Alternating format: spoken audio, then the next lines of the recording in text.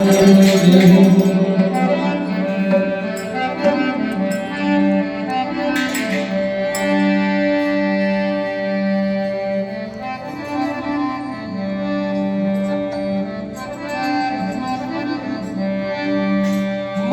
ભજન કરી ભગત થયા અને ભજન નો ગાડો ભે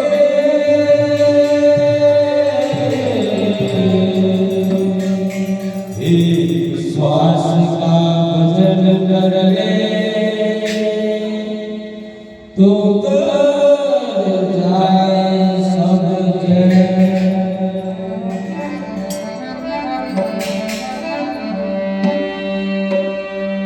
रमता जोगी आया नगर रमता जोगी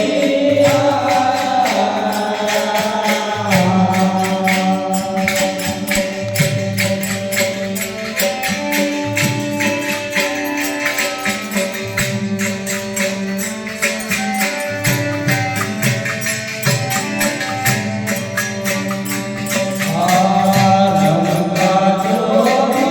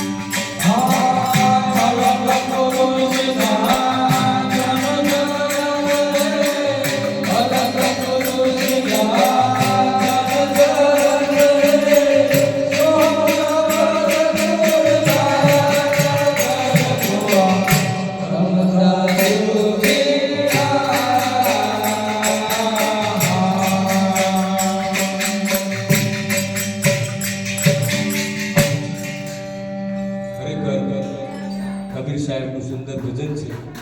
રમતા જોગી આયા નગરમાં, રમતા જોગી આયા, આવીને અલખ જગાયો. આ જગતની રચના કરી, આ જગતની રચના કોણે કરી? એ આપણું મૂળ ઘર છે, એ આપણા બધાનો બાપ છે. એટલે ગોરખ પણ એક વાણી સરસ કરે છે. વિના પાણી ને વિના થાંભલે બાવે જગત રચ્યું. વિના પાણી ને વિના થાંભલે બાવે જગત રચાયું. એવા બાવાને તમે શોધી કાઢો, તમને એ બાવ બતાવે. ગોરખની વાણી કેટલી ઊંચી છે. એવા બાવાને તમે શોધી લો, ગુરુ, એવા ગુરુને તમે શોધી લો, તમને એ બાવ બતાવે. પછી આગળ કહે છે, ચાર ખોળની બાવે ઓળી ગોદડી, સેદ જીંડ જરાયું ઉદની. ચાર ખોળની યોની જે છે એની બાવે ઓળી ગોદડી.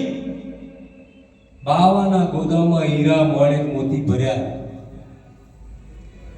365 પિંગલા, એમાં એકય મર્યો. આ બધા ભેદ છે સાહેબ. 365 માં એકય મર્યો નહીં. વિચાર તો કરો, ગોરખ કઈ ગયા છે કે ગુરુના પ્રતાપે ગોરખ બોલ્યા, તમે કે જૂની જગાઓ સંભાળો. જૂની જગાઓ કે તમે સંભાળી લો. તો કઈ જૂની જગ્યા? જ્યાંથી આયા છે તે. વિચાર કરો, સંતો કેવી કેવી વાતો કરે છે. એમ કબીરદાસ પણ એવું કહે છે કે રમતા જોગી આયા, રમતા જોગી. શું અમાર જેવા ભગવો વેશ પહેરી દાઢી વારસા બધું વધારીને આવીએ? શું આ જગતની રચના અમે કરી એવું લાગે? બધા હજુ 50 60 વર્ષમાં આયા થયા છે. આ પૃથ્વી પર આયા અમાર 70 વર્ષ 80 વર્ષ 50 વર્ષ. આ તો 4 યુગથી ચાલે છે સાહેબ. સતયુગ, દ્વાપર યુગ, ત્રેતા યુગ ને આ કળિયુગ. 4 યુગથી ચાલે. એની રચના કોણે કરી? આપણે. બહુ ગુણવંત છે. આપણે તો 60 70 વર્ષ થયા. એટલે વિચાર, સંતોની વાણી પર જરા સંશય ના કરવો અને એની પર બુદ્ધિ લગાવો કે જૂની જગાઓ સંભાળો. રમતા જોગી આયા નગરમાં, રમતા જોગી આયા, આવીને અલખ જગાયો. એમણે કહ્યું કે 5 પુત્ર અને 25 નારી. એક નારીએ ઉપજાયા. વિચાર કરો, 5 પુત્ર એટલે 5 તત્વ, 25 પ્રકૃતિ. એક જ નારીએ ઉપજાયા. એ નારી કઈ? આપણે જ ફલાણા ભાઈ, ફલાણો આત્મા મય છે. તા આત્મા હોય તો આત્મા એવું ના બોલે. પાતો નારી કહ્યું. નારી કેમ કહી? કારણ કે તમારી અંદર સુરતા છે. શબ્દ અને સુરત. સંતો ચોખ્ખું કે છે, તમે સુરતા સ્વરૂપી છો. તમે સુરતા છો, સુરત છો. સુરત તમે છો, શબ્દ બહાર છે. આ સુરત શબ્દનું મિલન કોઈ અનુભવી પુરુષ તમને કરી આપે. માન સરોવર તીરે બેઠો હંસો જુએ સુરતાની વાટ. દાસ શંભુ કહે સાચા સદગુરુ મળે તો કરી આપે મેળા. આમ કરી મિલન કરી આપે, પણ સાચા મળે તો. એટલે સુરત શબ્દનું મિલન છે.